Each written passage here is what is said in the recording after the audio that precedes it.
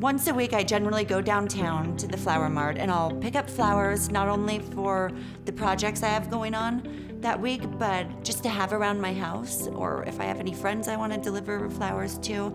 And then the fabric mart is right next to the flower mart, which is convenient. So if I have projects that require a special fabric or trim, different buttons, rhinestones. It has everything that a how-to girl could ever ask for. There's every store on the planet, and it's all below wholesale, which makes everything super affordable.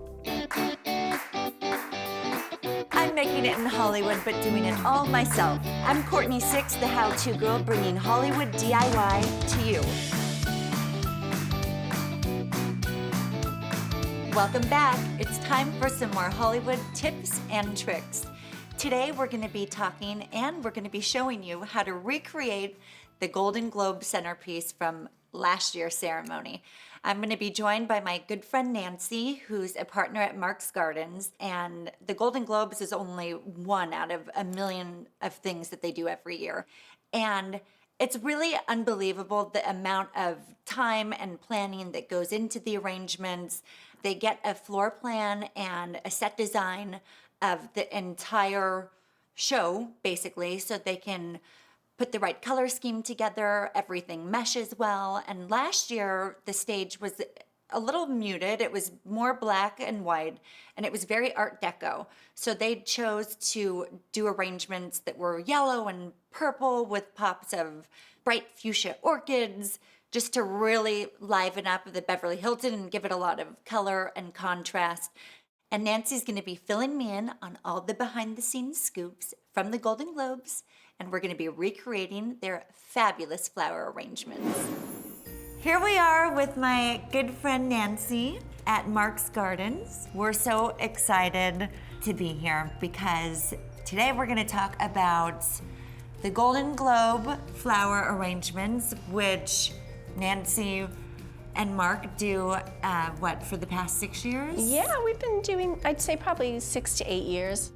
The arrangements were so gorgeous. I remember watching the award show and I'm like, oh my gosh, these are stunning. I'm positive they're Mark's Garden because I can always tell your guys' style because it's just the best. Tell me what you have for us. What are you gonna show us today? Well, basically, just to start, we made a sample of what the Golden Globes look like, pretty much. Maybe tweak the colors a little bit, just to have a little more fun with it too.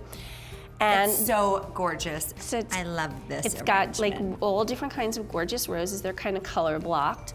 Now, what does color blocking mean? Oh, it means that we, instead of like placing like one orange rose here, one pink rose, one red rose, we kind of group them, and it's like way more impactful. So when you look at it, you see more bold groupings of the colors, and it kind of reads in a prettier fashion. So I have like a whole selection here of all the flowers, just sort of ready. So I think the first thing we're gonna do is like we're gonna start with the hydrangeas. So I'm gonna cut it. I'm just gonna try to shape out what this arrangement's gonna look like. Okay. Why did you choose all of these different colors in this arrangement? Because when we do really big events like that, like something like the Golden Globes, where there's like 100 tables, and it's in a ballroom, and it's going to be on TV, so of course we're aware that we want people to notice our flowers. So we really kind of discovered that when bring out the big guns. Yeah, you know, if you do a white centerpiece, it may be pretty, but it's so much more just expected or understated. If you do a ballroom full of color, you know, people really respond to it, and it does show up on camera. How long did it take to design the arrangement for such a huge event like this? Oh, it takes a couple of days, you know. I know I have all of my favorite tips working with flowers that I've learned along the way, but if you could share a couple of your favorite ones, what would they be? Well, it's always good to just, you know, condition your flowers a little bit ahead of time. Like when you get them, if you're wherever you're buying them, clean them like we did, give them a cut, put them in cool water or lukewarm water. It's nice, like we let these sit out a little bit so they opened. How long do you let them sit out? These sat out for about a day. Let's see. Is there anything special that you put in the water to preserve them? We don't do anything. Nothing. We don't do anything. We don't really feel it's necessary. Really? So I know a lot of people say all kinds of stuff, like put vodka in, or there are all kinds of salt. Vodka, I never heard that. Well, that's for tulips.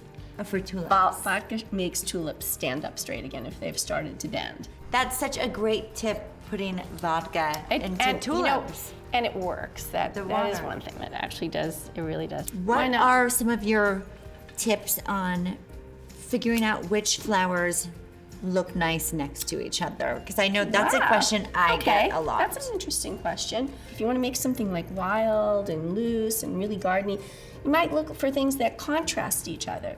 Like next, if you wanted this to look like an English garden arrangement, you might pick something that has a stalk, or put more leaves in it, or put something that's drapey. So sometimes it's just, it's such a personal thing. It's like, I think you can make something pretty out of almost anything.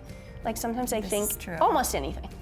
Almost. Almost. No, but I think sometimes if you're just like wherever you're buying flowers, if you just collect things that you think are beautiful yourself, there's no real laws to flower arrange. That's the beauty of it. Well, you're right. I don't think there is any rules, Right. If some things work together, some things may clash a little, but you kind of don't know until you get in there and try. I think when you're doing, you kind of have an instinct about it too. You're doing it and you think, I don't like that.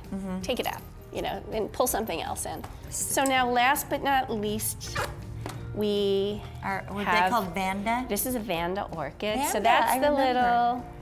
Let's see. So where should we put her? Where should we put her? I'm gonna stick it here.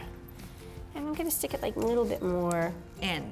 So it's just like a little bit more like you're looking at the whole thing and it's all round and pretty, and then there's this like little rough leaf surprise there. Look at that, good work. Well, I must say, this is drop dead gorgeous. It looks so pretty. It is beautiful. It looks great. It came out perfect. All right, up next, we're gonna be making decoupage place settings. We'll see you then.